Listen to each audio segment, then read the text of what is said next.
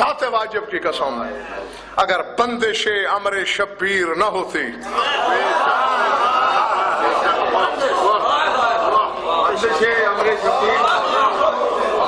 تو پھر کربلا کی تاریخ اس طرح نہ سنی جاتی جس طرح آپ سنتے ہو.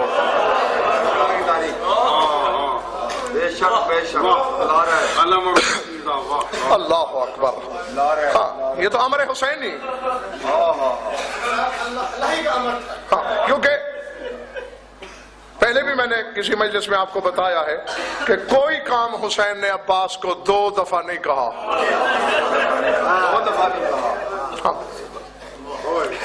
معیار اطاعت امام کیا ہوتا ہے یہ ہمیں عباس نے بتایا.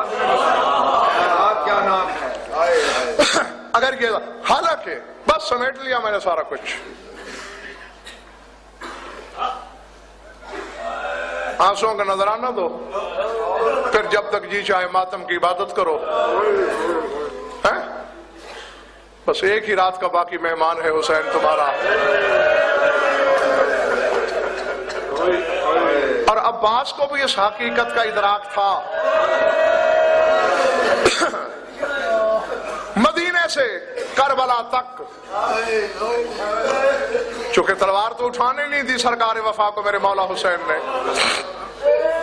تو عباس نے دل میں ٹھان رکھی تھی اچھا کربلا میں تو میدان لگے گا نا, وہاں میری باری بھی آئے گی, سارے ارمان نکال لوں گا. جو جو رونے کی نیت سے آیا ہے دیکھے میری طرف. 5-6 کتابیں مقتل کی یہاں منڈی میں بھی موجود ہے میرے پاس. جتنے عرب کے اس وقت ہتھیار موجود تھے مروجہ سارے مولا غازی نے بدن پہ سجائے. خود, زرہ, جوشن, ترکش, تیر, کمان, ڈھال, نیزہ, سر تاپا غر کے آہن حسین کی خدمت میں آئے. آخری سلام کے لیے مولا اجازت جاؤں.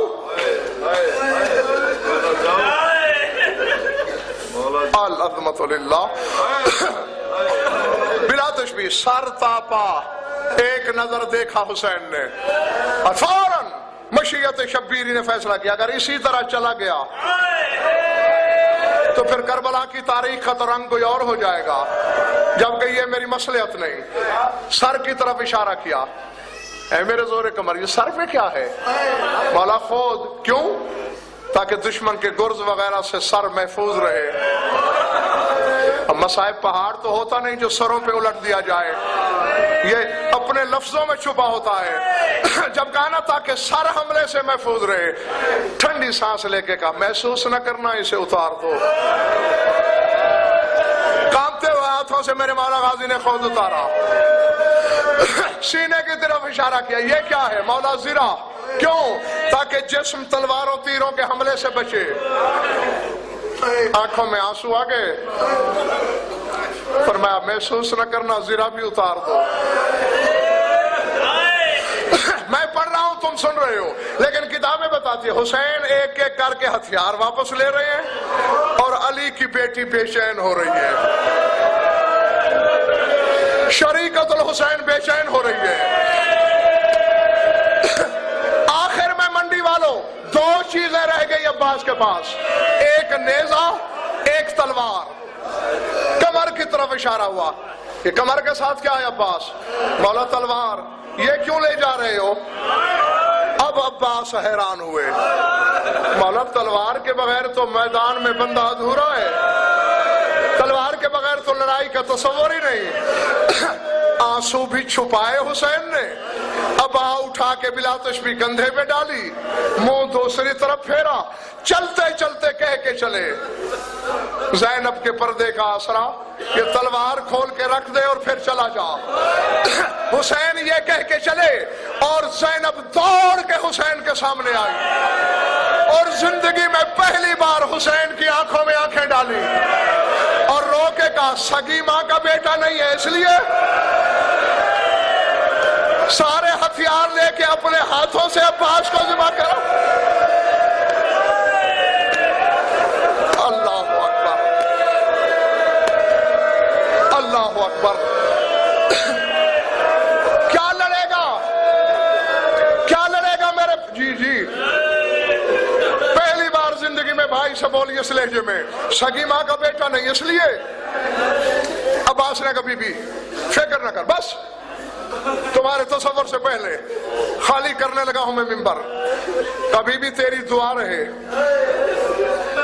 میں اپنے سردار کے حکم عدولی نہیں کر سکتا.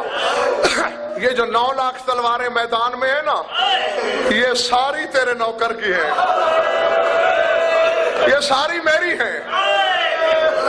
اور اب گزارش ہے میری, دعا مانگا کرو, اللہ کرے کوئی کسی کا مان ہو, اللہ کرے کوئی کسی کا ناز ہو.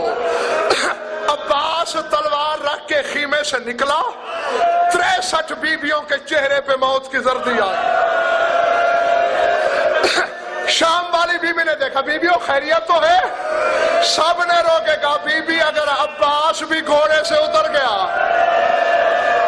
ہمارے پردے کا کیا ہوگا؟ بیوی نے کہا, میں ضامن ہوں تمہارے پردے کی, جب تک میرا عباس موجود ہے کس کی جرت ہے کہ تمہاری چادروں کی طرف دیکھے؟ بس سمجھ میں آ گیا تو قبر پہ بھی ماتم کرو گے. فضا دروازے پہ ہے, دیکھ تو میری طرف رہو. لمحے لمحے کی رپورٹ دے رہی ہے. اچانک فضا دوڑی دوڑی, بی بی ایک ہاتھ یہاں سے کٹ گیا,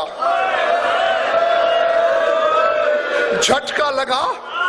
پھر پوچھا جنگ, بائیں ہاتھ میں تلوار لے کے تیرے پردے کا ضامن بڑے زور سے لڑ رہا ہے. فرمایا کوئی فرق نہیں پڑتا. تھوڑی دیر بعد فضا آئی, بی بی بایاں یہاں سے کٹ گیا. اور منڈی کے آزاداروں اور ننگے سر بیٹھ کے رونے والوں, اب کے علی کی بیٹی کو چپ لگ گئی, اب منہ سے کچھ نہیں بول رہی. اچانک فضا دوڑی دوڑی آئی, بی بی گرز کھا کے عباس نے زین چھوڑ دی. گرز کا سننا تھا, سب سے پہلے زینب نے سر سے چادر اتاری, گلے میں ڈال کے کہا, بیویوں میں لفظ واپس لیتی ہوں,